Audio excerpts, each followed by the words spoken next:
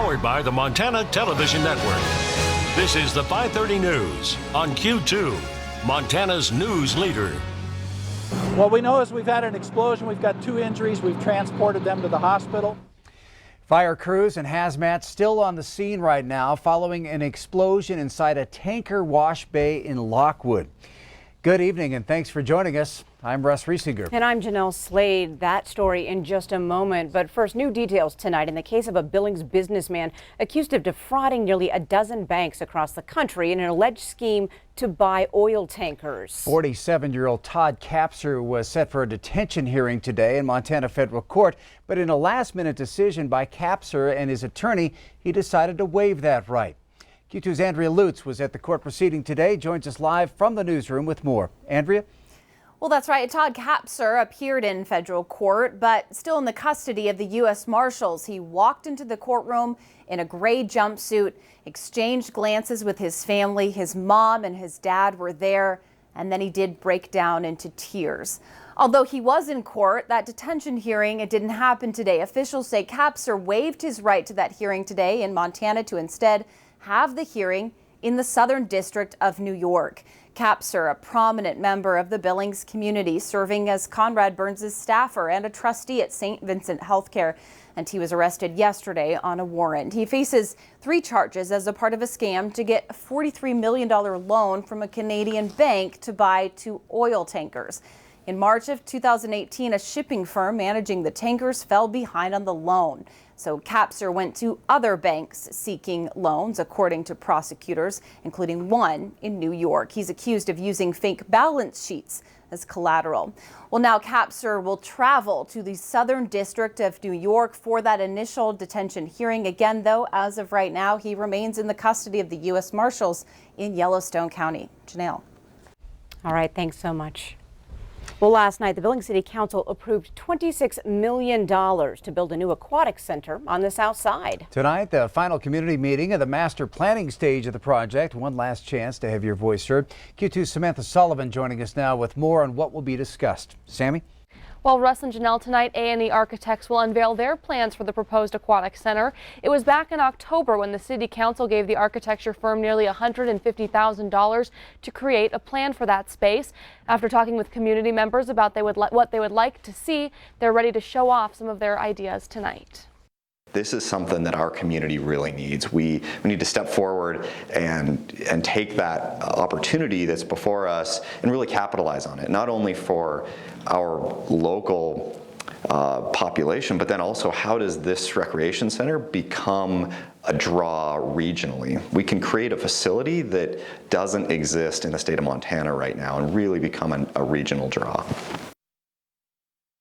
Now, if you would like to attend tonight's meeting, you still have time. It starts at 6:30 tonight. It's happening at the Montana Convention Center off of I-90 on Midland Road. Eaton says he does expect that meeting to last a little over an hour. He says in the next month they do hope to have that master plan phase wrapped up so they can move into funding and making the center a reality. All right, we want to get back to the explosion we told you about at the start of our newscast tonight. Q2's David J. has been on the scene since shortly after emergency crews arrived. David, what's the latest out there? Well, Janelle, we are out here at North Frontage Road at Polar Service Center. We have Chief John Staley here, and he was just giving us the latest. Chief, you were telling us a little bit, first of all, about the conditions of the 2 people that were injured. They were both received burns. One is a little more extensive than the other. We believe their ages to be 41 and 23. We're still waiting to hear whether they're significant enough to be transported to one of the burn centers in either Salt Lake or Denver. And can you tell us what happened here with this explosion? What led to this? Yeah, from what we can determine, there was an attempt to either remove some fuel so they could clean the tanks, and we're going to assume at this point, we can't confirm it yet, that either one of the motors from the pump or something inside, maybe static, ignited the vapors from the gasoline and we had an explosion. And when your crews arrived, were they had to rescue the 2 men that were in there? That was the first order of business, get the 2 individuals, get them loaded in an ambulance. We want to thank AMR for coming to our aid there. And then they started fighting the fire. And you were saying also that where we are right now, it was the hot zone for a while, but you've determined that's okay, and now you're determining water issues now. Yeah, because of the types of products they do in there, use in there, these tankers carry everything from hazardous materials to fuels and so on. We had to call the Billings Regional Hazmat Team to determine what those products were, how they affect the environment, whether we can put water on them, whether they're safe for the people in the community of Lockwood. So that becomes the secondary part after the rescue's done and the fire's put out. Okay, great. That is Chief John Staley with the Lockwood Fire Department. He says they'll be out here for a little while longer determining some of the issues there with some of the drainage of the water. That's the latest from out here. Jeanelle and Russ, back to you. All right, thank you. Q2's David J. live from the site of that tanker wash bay explosion in Lockwood tonight. Governor Steve Bullock signed one of the biggest bills of the 2019 session today, the continuation of Medicaid expansion, which provides health coverage to more than 90,000 low-income Montanans. But it wasn't the only health care measure to become law this day. MTN's Mike Dennison reports. Scores of lawmakers, health officials, and supporters packed the governor's conference room Thursday as he signed not only the bill to continue Medicaid expansion in Montana, but several others to tackle everything from prescription drug costs to mental health treatment. These priority bills work together to protect the progress our state's made in recent years to provide quality and affordable health care to all Montanans. They'll further our efforts to increase access, reduce costs, and improve the quality of care. Bullock signed 4 bills Thursday. 5 others had been signed earlier but were part of the ceremony. They included a bill from Representative Jessica Carjala of Billings to fund suicide prevention efforts with a special emphasis on military veterans. Montana has one of the worst suicide rates in the nation, though we are improving, but our veterans commit suicide at twice the rate of other people. And another bill from Representative Jonathan Windyboy of Box Elder establishes community health aides on Montana's Indian reservations. The tribe's Indian Health Service programs will triple their third-party revenue, and as well as also have the ability for the dental health aid technicians, behavioral health aid technicians, mental health aid technicians. But the star of the ceremony was House Bill 658, the bill from Republican Ed Buttrey of Great Falls that continues Medicaid expansion in Montana. Medicaid expansion will bring $1.4 billion of federal money into the state over the next 2 years and cover an estimated 90,000 people. And the state treasury's net share of the cost will be a mere $16 million. Supporters of the bill flocked to the ceremony at the Capitol, and Bullock gave them and all the program's advocates a special thank you. And thank to all of the rest of you gathered here and in every corner of the state that worked hard, who talked to legislators, who organized in communities, who underscored the importance of health care to make sure that this could happen today. The big dog in this health care pack is certainly Medicaid expansion. But the rest of this group of bipartisan bills takes aim at health care problems facing many more Montana citizens. At the Capitol, Mike Dennison, MTN News.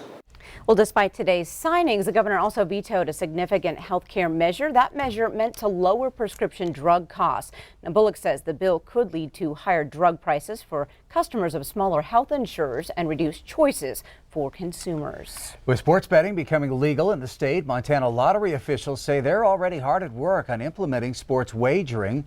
Montana Lottery Communication Manager Jennifer McKee says the lottery is still in the design phase, but feels confident being able to roll out sports wagering just like any of their other games. The lottery will run a Montana sports book similar to wagering currently done in other states, but details haven't been finalized yet. Retailers that want to offer sports wagering will need to get a separate license to offer that service, and wagering will only be available inside a licensed location. So what that means for Montanans is you won't be seeing sports wagering at every grocery store and gas station that currently sells Montana Lottery. It will be only locations that get a sports wagering license, and it'll only be in locations where it makes sense. Key added the Montana Lottery wants to make sure sports gambling offered reflects what Montanans want and highly encourages people to send in their feedback. The law gives Montana Lottery officials a year to implement sports betting. A woman now facing 3 felony charges for an accident that sent a pedestrian to the hospital Tuesday night in downtown Billings. And it is at least the 5th time that she's been charged with DUI, according to court records. 49-year-old Lauren Sita Shotgun is accused of driving the Ford Explorer sports track that struck a woman on North 27th and 2nd Avenue North. A blood sample taken after the accident showed shotgun with a blood alcohol content of .308. That's nearly 4 times the legal level. Shotgun could face up to more than 10 years in prison. No word on the injured pedestrian.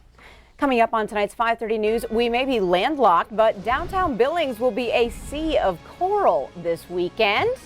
We'll show you how you can get involved next. And later in sports, Scott shows us how MSU Billings ace Steen Frederickson has the Jackets in tonight's conference semis. And coming up in weather, we're expecting a big jump up in the temperature this weekend, but there's also a chance of rain early Saturday morning. What does it mean for the women's run? We'll tell you all about it coming up in a few more minutes. You're watching MTN News with Jeanelle Slade and Russ Riesinger. Storm Tracker weather with Bob McGuire. And sports with Scott Green. This is the 5:30 news on Q2, Montana's news leader.